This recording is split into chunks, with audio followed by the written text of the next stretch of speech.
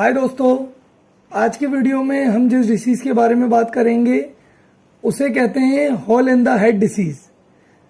तो दोस्तों, स्वागत है आपका मेरे channel fish and fun Bhopal में।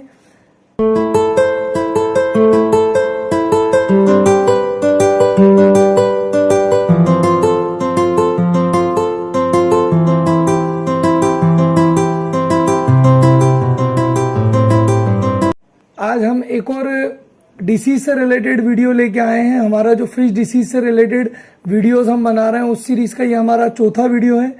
आज जिस डिसीज के बारे में हम बात करेंगे उसे बोलते हैं hole in the head disease. तो अब तक चैनल सब्सक्राइब नहीं किया है तो चैनल सब्सक्राइब करें, लाइक करें, शेयर करें और इसी तरह के एक्वेरियम रिलेटेड इंफॉर्मेटिव वीडियोस देखने के लिए, एक्वेरियम रिलेटेड जानकारी वाली वीडियोस देखने के लिए, उसके डिसीज से रिलेटेड जानकारी के लिए आप हमारा चैनल ज़रूर सब्सक्राइब करें।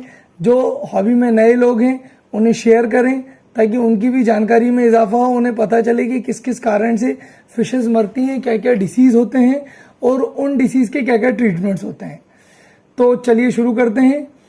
हमेशा की तरह बिना आपका समय बर्बाद करें मैं आपको सबसे पहले बताऊंगा कि क्या कारण होते हैं, किन कारणों से ये डिसीज़ होता है। ये डिसीज़ होता है तो इसके सिम्टम्स क्या होते हैं और फिर ट्रीटमेंट, और सबसे लास्ट में होममेड रेमेडी, जिससे कि आप वीडियो में बने रहें, वीडियो लास्ट तक देखें, जिससे आपको पता चले कि इस डिसीज़ में ऐसा ज़रूरी नहीं है कि आपको कोई दवाई ही खरीदना है। आप चाहें तो अगर आप किसी ऐसी जगह पे हैं जहां आप दवाई सोर्स नहीं कर पा रहे हैं, मेडिसिन आपको उस क्वालिटी की नहीं मिल पा रही है जिससे अच्छा ट्रीटमेंट हो पाए, तो आप होममेड नेचुरल रेमेडी से भी फिशेस को क्योर कर सकते हैं। उसका भी मैं आपको एक ट्रीटमेंट बताऊंगा होममेड रेमेडी का, लेकिन वो सबसे एंड में। उसके लिए आपको मेरे साथ पूरे वीडियो में बने रहना पड़ेगा। तो चलिए शुरू करते हैं। सबसे पहले बात करते हैं कारण की। जैसे बाकी डिसीज में भी होता है, इस डिसीज में सबसे मेन जो है, सबसे पहला जो कारण है वो होता है सोर्स फिश। ये जो डिसीज है ये भी एक तरह की इंटरनल डिसीज है, इंटरनल इन्फेक्शन से होती है। काफ़ी समय बाद जब मछली को डिसीज बढ़ चुकी होती है, जब उसके एक्सटर्नल इंडिकेशन दिखते हैं, तब समझ में आता है कि ये डिसीज हो गई है। एक इंटरनल डिसीज है, पैरासाइटिक डिसीज है और कॉन्टेजियस डिसीज है, एक से दूसरे में फैलने वाली बीमारी है। तो जैसा कि मैंने आपको मेरी पिछली वीडियोस में भी बताया, सबसे पहले तो ये ध्यान रखना चाहिए कि आप जहां से भी फिश लेके आए, डायरेक्टली फिश आपके नए टैंक में ना डालें। पहले फिश को 6, 8, 10 दिन क्वारंटाइन करें, अच्छे से क्वारंटाइन करके उसकी हेल्थ चेक करें, उसके बाद आपके मेन टैंक में डालें। सबसे पहला कारण होता है सोर्स फिश। जहां से आप लाए हैं, पॉसिबिलिटी है कि वहां से ये डिसीज आ जाए। वहाँ पे अगर बहुत सारी फिशेस रखी हैं टैंक में, किसी एक को ये डिसीज है, तो जैसा कि मैंने आपको बताया कॉन्टेजियस डिसीज है, एक से दूसरे में फैलने वाली बीमारी है, दूसरे में भी हो सकती है। इंटरनल डिसीज है, आपको पहले दिन समझ में नहीं आएगा कि ये कोई बीमारी हुई है, जब बीमारी काफ़ी हद तक बढ़ जाएगी तब आपको समझ में आएगा कि बीमारी है। दूसरा जो कारण होता है वो होता है excess carbon filtration. Excess carbon filtration की वजह से भी ये होती है। जैसे हम टैंक में टॉप फिल्टर यूज़ करते हैं, hang on back filter use करते हैं, एक्सटर्नल फिल्टर यूज़ करते हैं, फिल्टर मीडिया यूज़ करते हैं, उसमें हम कार्बन फिल्ट्रेशन भी यूज़ करते हैं पानी की क्लियरिटी इंप्रूव करने के लिए। कई सारे लोग एक्वेरियम फिल्टर्स में कार्बन का यूज़ करते हैं, यूज़ करना भी चाहिए। लेकिन अगर ये कार्बन एक्सेस हो जाए, ये कार्बन आवश्यकता से ज़्यादा हो जाए, आपके टैंक के वाटर वॉल्यूम से ज़्यादा हो जाए, तो ये जितने भी मिनरल्स हैं पानी के और जितने भी सोर्स विटामिन हैं पानी के अंदर, वो पूरे विटामिन मिनरल भी अपने अंदर खींच लेता है। तो पानी में विटामिन मिनरल की कमी होने के कारण ये डिसीज होता है।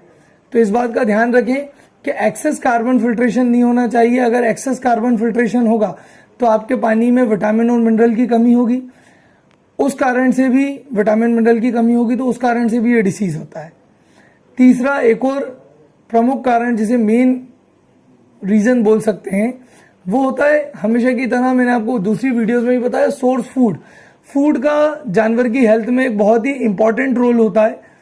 अगर आपकी फूड की क्वालिटी अच्छी नहीं है, जो भी आप फूड खिला रहे हैं, अगर वो लो क्वालिटी में है, लो ग्रेड फूड है, तो लंबे समय तक वो फूड खिलाने से भी ये प्रॉब्लम होती है।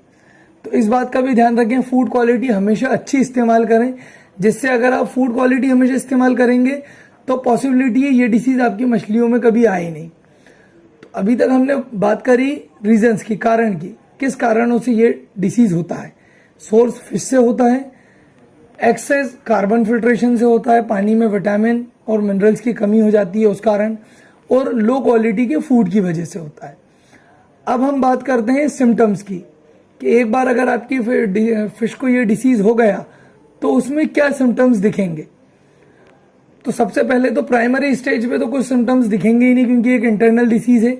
जब अपनी सेकेंडरी स्टेज पे आ जाता है डिसीज, जब डिसीज बॉडी के अंदर काफी हद तक बढ़ चुका होता है, तब एक्सटर्नली समझ में आता है कि ये डिसीज हो गया है। ये डिसीज होगा तो सबसे पहले आपको मछली का जो सर होता है, उसका जो आगे वाला पोर्शन होता है, हेड वाला पोर्शन होता है, उसमें आपको बारीक बारीक बारीक बारीक छेद दिखने लगेंगे।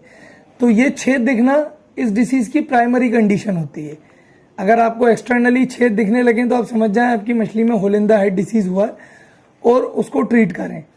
अगर आपने इस स्टेज पे ध्यान नहीं दिया तो आने वाले टाइम में कुछ दिनों बाद आपको 10, 15, 20 दिन बाद ये होल्स बढ़ते हुए दिखाई देंगे, और बॉडी का जो बीच वाला हिस्सा है, मछली की बॉडी का जो एकदम से बीच वाला हिस्सा है, उस पर आपको लाइनिंग दिखेंगी, स्क्रैचेस दिखेंगे। उस पर भी अगर आपने ध्यान नहीं दिया तो ये होल्स और बड़े होंगे।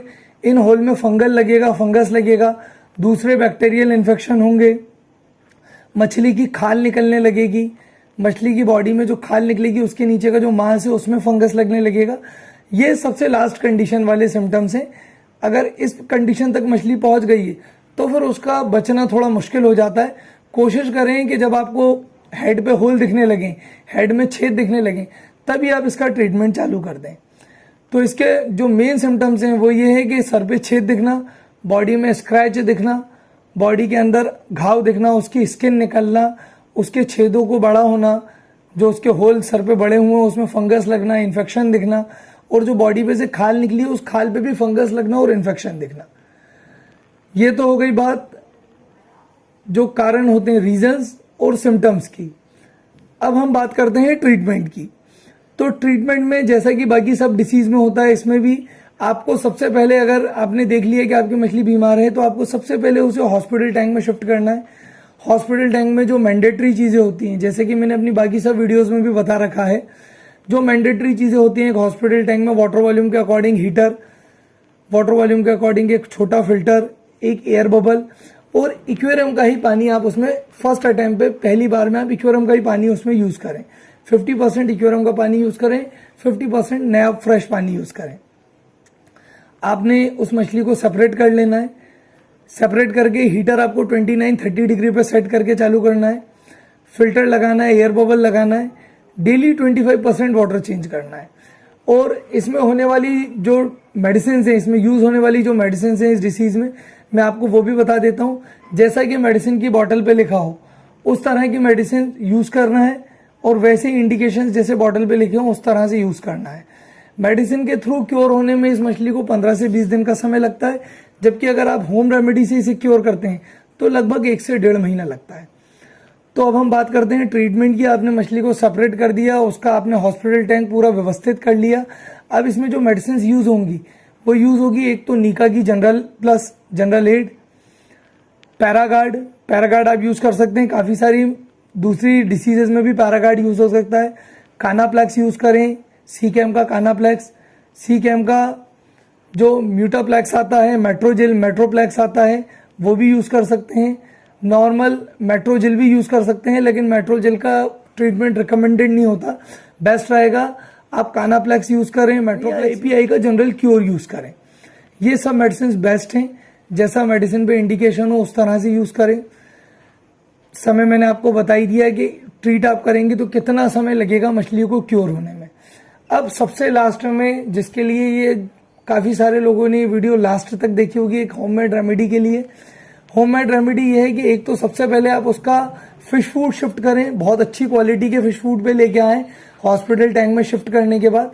और जो भी आप फिश फूड दें वो दिन में 2 बार गार्लिक जूस या गार्लिक एसेंस जो आता है उसे ऐड करके दें। आपने फूड थोड़ा सा हाथ में ले लेना है, वो फूड में 2-4-10 बूंदे आपको गार्लिक जूस की या गार्लिक एसेंस की डालना है, और उसके बाद मछली को ये इंट्रोड्यूस करना है फूड, फिर मछली को ये फूड खिलाना है। धीरे धीरे आप देखेंगे मछली आपकी क्योर होने लगेगी, और जब क्योर होकर नॉर्मल स्टेज पे आ जाए, बिल्कुल हेल्दी हो जाए, तो आपको उसे मेन टैंक में डाल देना है। वीडियो में यहाँ तक बने रहने के लिए बहुत बहुत धन्यवाद। अगर आपने चैनल सब्सक्राइब ना किया हो तो हमें भी बहुत अच्छा लगेगा। हम इतनी सारी इन्फॉर्मेटिव वीडियोस आपके लिए बना रहे हैं। चैनल सब्सक्राइब करें, लाइक करें, शेयर करें, हॉबी को आगे बढ़ाने में मदद करें। जिन लोगों के पास एक्वेरियम है उनकी हेल्प करने के लिए उन्हें शेयर करें, ताकि उनकी भी मदद हो पाए कि किस तरह की प्रॉब्लम्स आती हैं और उनकी क्या सॉल्यूशन होते हैं। वीडियो में यहाँ तक बने रहने के लिए बहुत बहुत धन्यवाद। नेक्स्ट वीडियो में मुलाकात होगी। जब तक के लिए नमस्ते, सत श्री अकाल, खुदा हाफिज, शब्बा खैर।